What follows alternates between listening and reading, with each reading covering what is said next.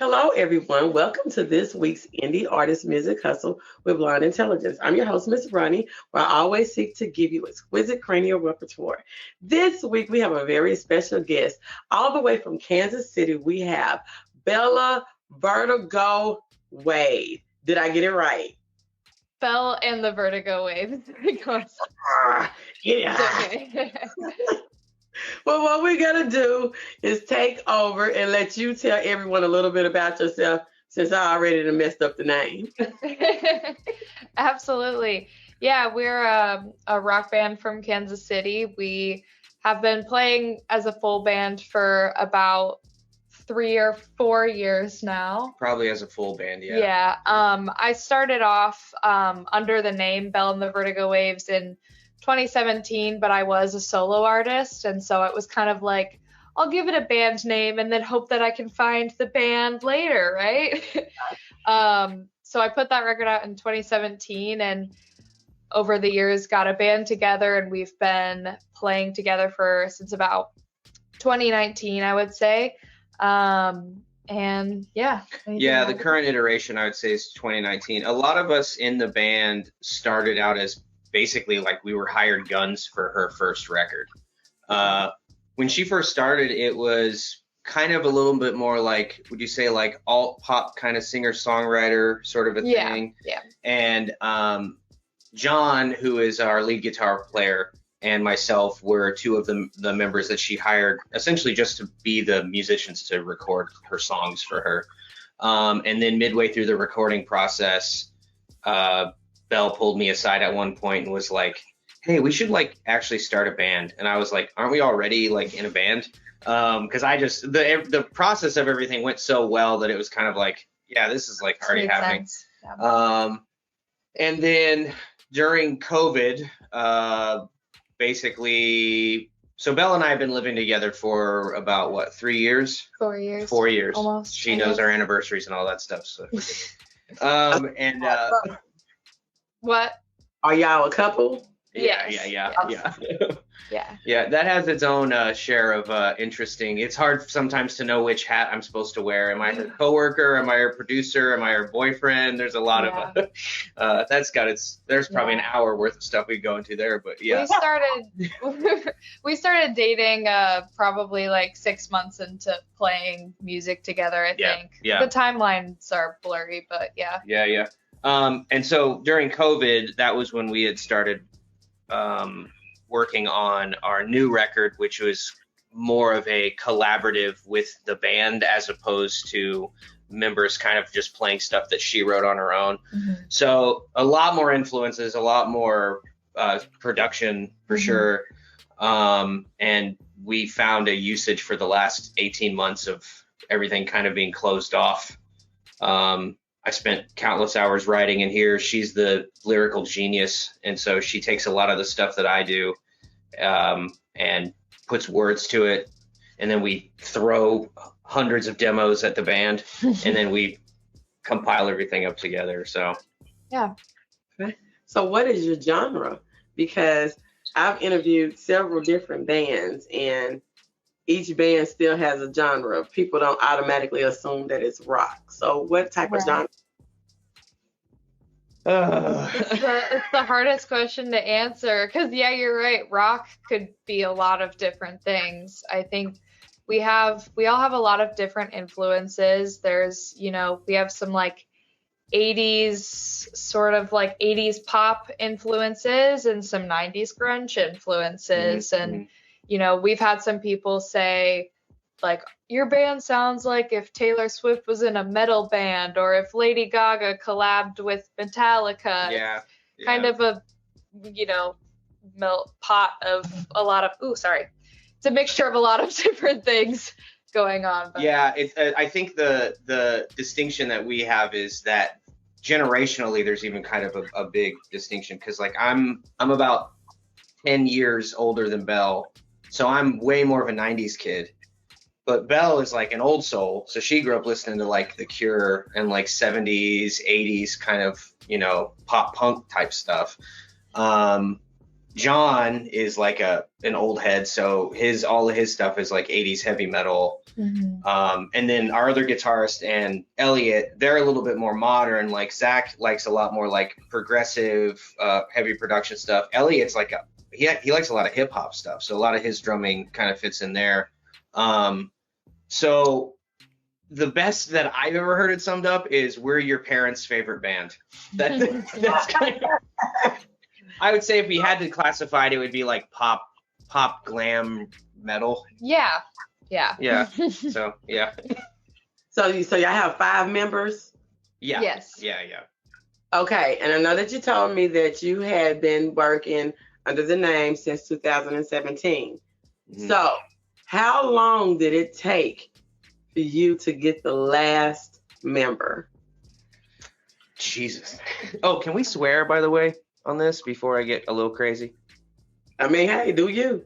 Okay. Good to be careful. Okay. I mean, probably.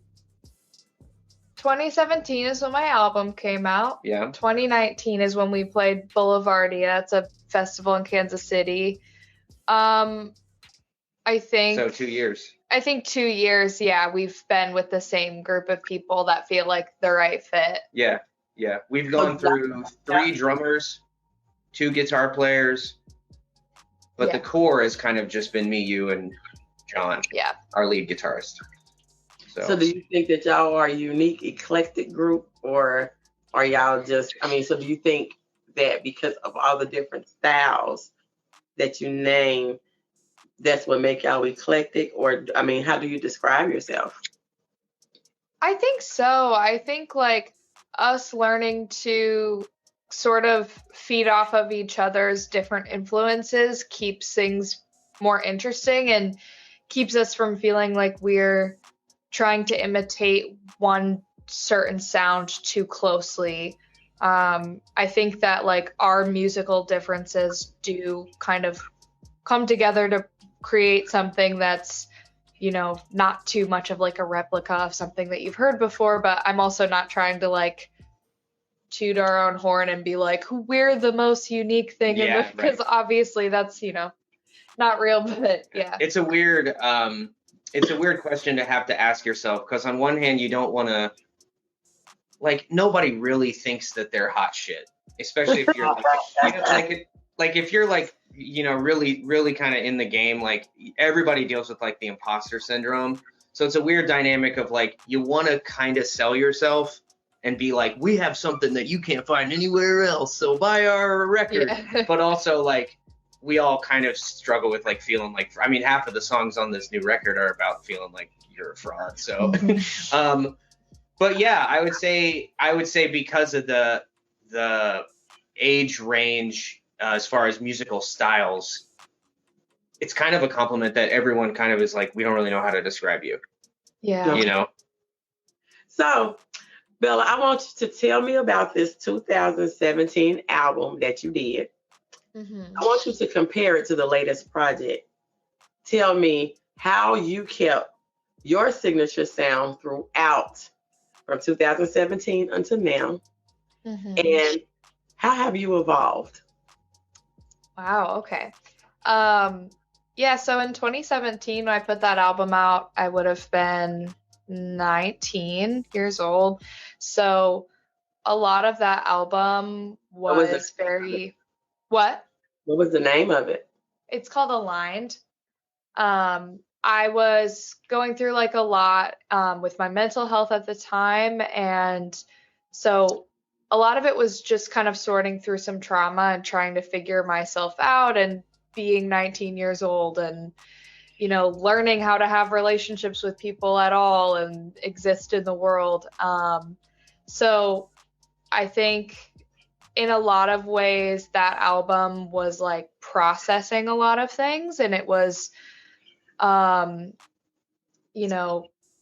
And I think now with the album that just came out, it's a lot more self-realized in a lot of ways. I feel like the material, not to say that one is good or bad, it's just the difference. I think in a lot of the songs that I wrote, for on this album. It's a lot more of like discovering who I am and what I really want. And so, yeah, it just feels like a lot more of like a coming of age, like grown up album for me. I don't know. Is there anything that I'm missing there that I've told you about? I mean, I could give you, someone who's been on both sides of like the creative process, some observations. Yeah, creatively, I think I'm very restless when it comes to like artistic things, and I can't really stay put for very long. So when I made the first album, a lot of my influences were a lot more like singer-songwriter type influences, kind of mixed with some like alternative 80s music like The Cure and The Smiths.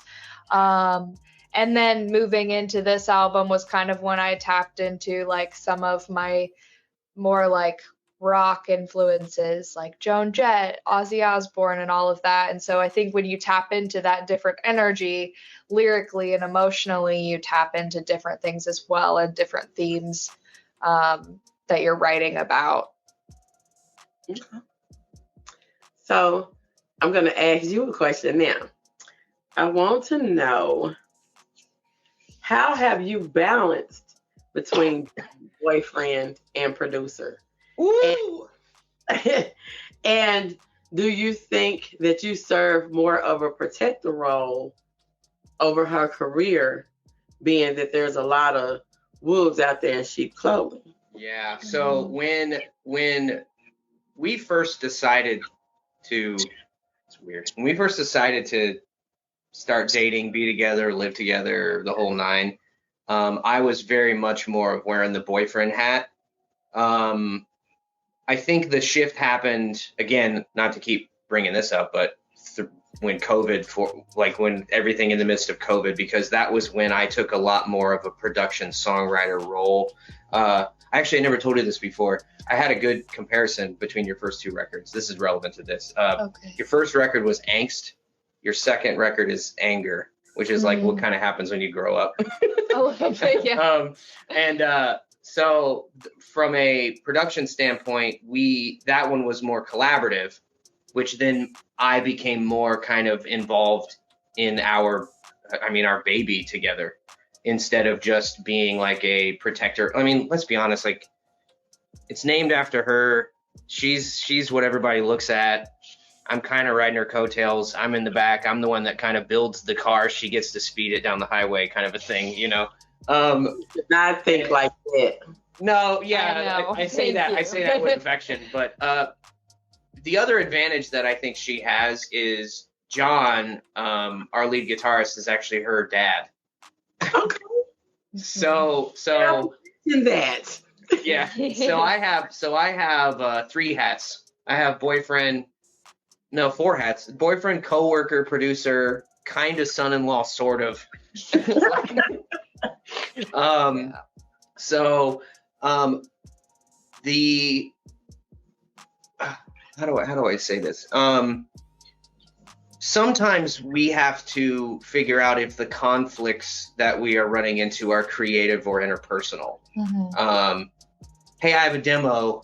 Do you like it? And really the question is, do you like me as a songwriter, as opposed to give me a critical production analysis of this thing versus, I need an encouraging sort of a thing. And it took us basically 2 years to figure that out. Yeah, we've really had to learn to be very straightforward with each other. Like, anybody comes home from work and, might want to tell their significant other, oh, look at this cool thing I did today, and have them go, oh, that's awesome. I'm so proud of you. You work so hard.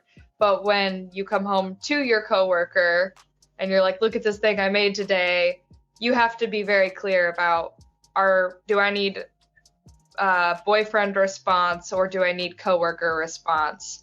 And knowing that for myself too has been a big thing, because I think I had to learn, what I needed in the moment. Like, do I need a constructive response here, or do I need to feel like him as my significant other loves and supports me as an artist? Knowing the need is important to being able to communicate it. Yeah. Okay. So Tell me this. This is a question for both of y'all. What made you decide to hire your dad in the band? And did that give you any reservations about, do I want to be a part of this? Yeah, so my dad and I have been playing music together since I was about 16 years old. So my dad was in the picture before Jer was really. So when Jer stepped into it, to a degree, he knew what he was getting himself into. My dad and I would play open mics and coffee shops, just like a more stripped down, like acoustic version of what we're doing now. And yeah, so when I went in to make my album, it was a given that my dad was going to play on it because we had been working together. And then after that is when Jer kind of came into the picture. Yeah, I don't think there were really very many reservations. He and I actually work really well at being able to interpret from a creative standpoint sort of Belle's intent behind what she's getting out of the songs that she writes. The running joke he and I always have is we try to play a game of is this song about you or me? So it's like obviously she's going to write about her dad or her boyfriend most of the time. Ironically, most of the time it's about neither of you, right. But not saying it's never happened before. Yeah. So it's definitely like a language thing that we work really well on. John knows how to bring out a lot more of her melody line stuff into the way that he writes his guitar versus me. I'm kind of a lot more of like the foundational sort of structural. She writes her lyrics primarily off of the things that I structure, and then John knows how to kind of bounce back and forth almost in like a guitar vocal dialogue with her. So it's really cool. It really kind of like amplifies what she does, and he and I trust each other enough now that we sort of like know how to stay out of each other's sort of process. And then when things come together, then that's when he and I get to really sort of pick stuff apart, and but all of it kind of centers around however you fit into it. Okay. Tell me, why did you describe the last project as angry? The most recent one? I mean, that's my observation, so I can probably. So I've been in therapy for the last 4 years, working through a lot of my own, trauma and everything. And I always viewed anger as a bad thing when I was a teenager. And I was always a person to want to appease and to want to just be whatever anyone wanted me to be, to want to be a chameleon. And as I've worked through some of my trauma and emotions, I've discovered anger in that, and I've discovered the value of it and the good pieces of it. It's something that's important, but needs to be well managed. Right. And so I think once I've found more emotional honesty within myself of, not just letting people push me around or not just feeling like I need to be a chameleon all the time, I've gotten to know myself and I've gotten to feel what that anger is. And so with this last record, songwriting was a healthy place for me to channel and process that, because it did feel a little bit like, stereotypical superhero movie where they get their powers for the first time and it's just like chaotic. They don't know how to use their superpowers. Yeah. So I think in a lot of ways, like songwriting is how I manage that and process it. Okay. Yeah. I would think that there's kind of two sides to this sort of. I'm sure this is probably something you've heard a lot if you've interviewed a lot of other like artists, is some people lean really heavily on the side of you just write what you write what has happened to you, and that is like a means of like processing whatever. Most relational songs are because it actually happened to you. You're not like making up a story. You're actually sort of putting a little bit of yourself into it. And her first record was a lot of death in the family, a lot of like emotional stuff that happened to you when you were like a kid, and that just sort of like a grief kind of a processing. And then most of the songs on this new record were pretty much like, chronologically speaking, were like the next 3 years after that, after all of that was processed out. And given the fact that we were locked inside of a house for like, you know, one point I was like almost 10 months, there's a lot of pent up, you know, seeing what's on the TV every day, seeing like how people are responding to things that are happening. Like, you know, there's so much like, it's everything's happening at such a frenetic pace. I think that's a word. And that's how everything was. Yeah, frantic. Yeah, there we go.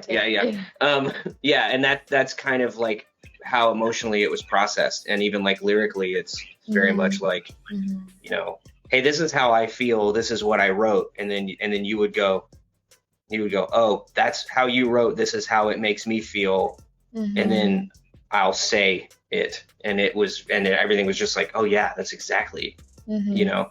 So anger, not like I'm pissed off, but more like, I am describing how I've been feeling. You know what I mean? Yeah. Ownership of feelings. Yeah. There you go. Yeah. The therapy description. Yeah. Absolutely. I have a master's in counseling. Oh. Okay, I see. That would also explain why your questions are good. I Yeah. Like, you actually want to know. This feels good. Yeah. So I want you to actually tell me about this latest project. I want you to tell me the name of it, how long it took you to complete it, what distribution you used, and why did you decide to use it, and everything up until the release date. Talk about it. Okay. So our album is called Lorelei. It came out on May 28th, so it's been a little bit under a month now. The recording process took nearly 2 years because we did write and record throughout COVID, so there were a lot of limitations to the process there.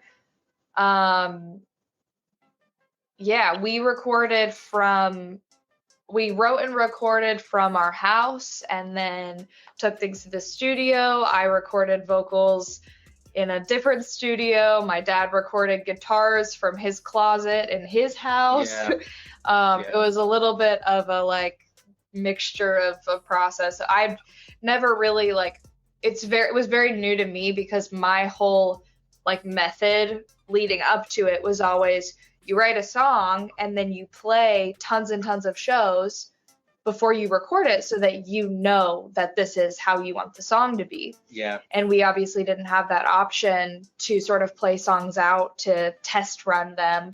So it was doing lots of demos and playing them together and really working out the kinks. It was a very different process than I was familiar with leading up to it. Do you think it made the project more special?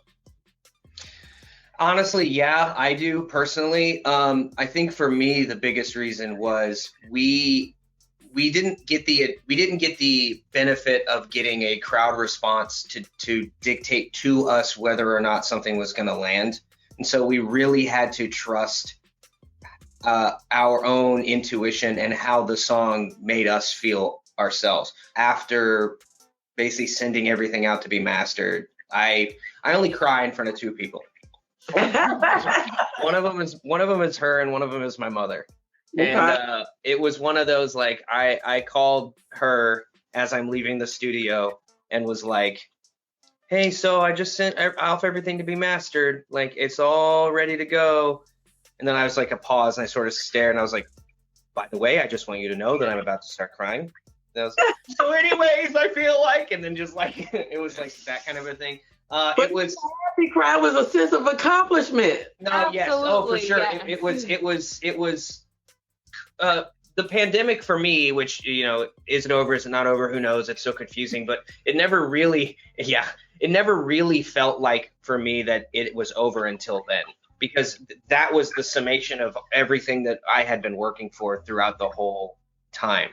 And so it was like this weight came off my chest. And then when I talked to my mom about it, I mean, she was pretty much like, the way that she summed it up was, the way that you feel right now, regardless of how this lands or what anyone else might say, no one else will get to feel this way about it. The reward is in this, really. That's why you'll see people that work so hard for something and they break down, and it's like a strangely isolating feeling, but also like really good, because you're like, no one else can really understand, but they also don't get to feel this good about it. Yeah. Coming out. Yeah, so it was, I feel like I totally lost sight of the question though.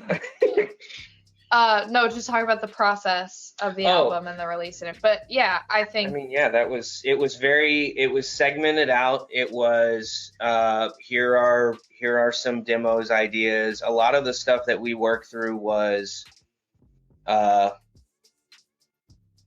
here's an entire parted out song, and then you would be like, I have all the lyrics for this. There were probably only a couple songs that were actually collaborative, in the sense of we actually all were in a room together.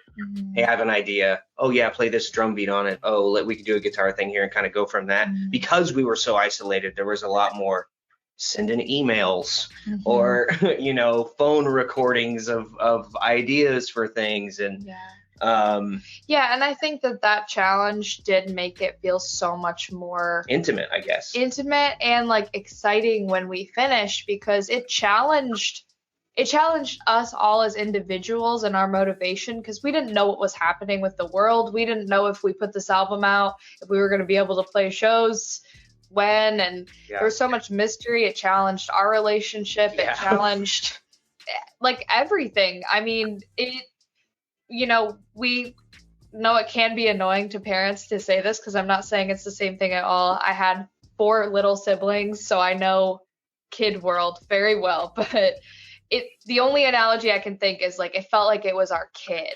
Like everything that we did revolved around it. How we spent our money, because making a record is not cheap.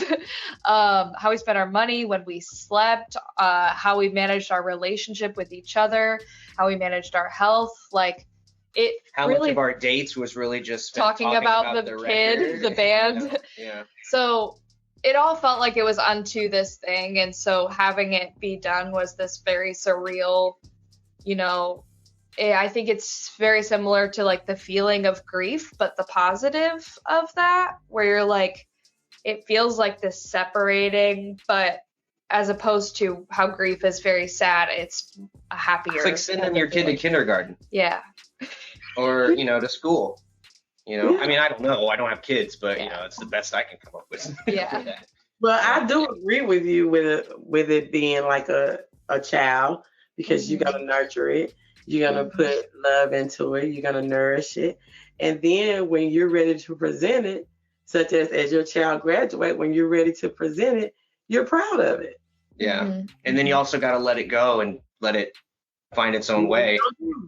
Yeah. And you can't, and that was kind of the cathartic release aspect, was like, I mean, I even when I was talking to like our engineer, the last day I was in the studio with him, was like, hey, like, I almost kind of don't want this to be over, just because like I've seen you like 3 times a week for the past year.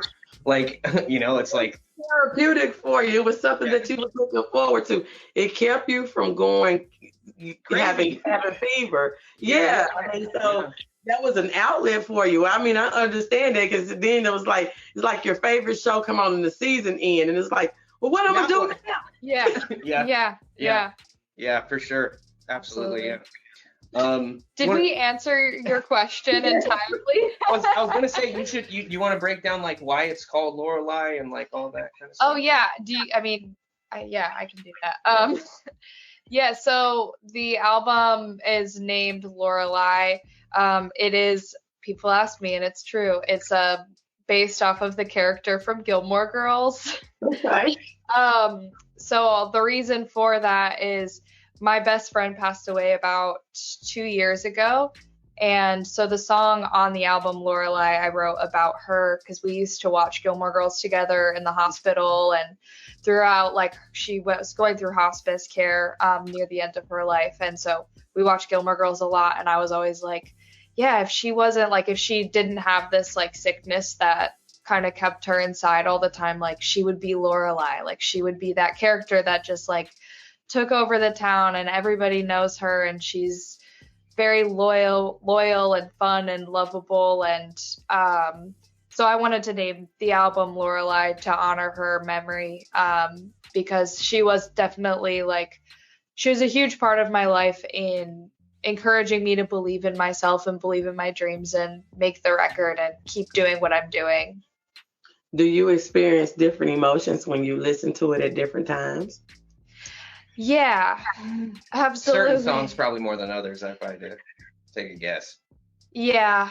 Yeah. Yeah, I think the songs on the album Lorelai and Until You're Better are both very specifically about her, and they're very challenging to listen to. I think sometimes I listen to them and I time travel in my mind and I feel like I'm with her, and I feel that like closeness but sadness. And then there are times when I listen to it and I feel a level of happiness that I was able to honor her in that way, and I feel like that she would be proud of me and that she would absolutely love it. And that feels very like redeeming to me. Okay. I thank y'all for coming. Is there any last words that you want to have? I want you to tell everybody where they can find your album at, your social media handles, how they can find you on social media, and if you have a YouTube page or anything like that. Absolutely.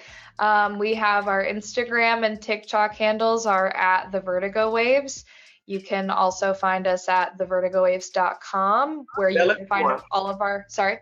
Spell it for them. The Vertigo Waves, the VertigoWaves.com. That's where you can get all of our links to find our music on iTunes and Spotify. We're all over any streaming platforms that you may listen to. Belle and the Vertigo Waves is on YouTube. We have 3 music videos for the album that came out that you can watch on our YouTube channel. There was one more I was gonna say. Well, we're going to be releasing a 4th one video. Yes, we will be releasing a 4th music video on our YouTube channel, so make sure you go subscribe to us there. It's okay. If you're listening and you want to book our band for a show, you can email us at booking.batvw@gmail.com, and maybe we can come to your city and play a show. Yeah, that's kind of the next step for us, I think, is we did a record release show, we sold out, and it was like, oh, okay, people like music again, and also like it, that was obviously very cathartic, but a lot of people there, I was like, I don't know what to do now, and they were like, you need to start touring now. And so we've been putting ourselves out on blast everywhere. So yeah, if you're into us, hit us up, please. Yeah, absolutely. Y'all heard them, the Vertigo Waves, right? Yep. Right this time. Y'all can find us on all podcasting platforms. You can find us on YouTube, Facebook. Whenever I get around to it, I am going to upload to Twitch, Instagram, LinkedIn, and on the blog, www.blonde-intelligence.com. And remember to like, share, subscribe, and comments, because it is very important to the algorithms. Bye. Bye. Thank you so much. Yeah. You're welcome.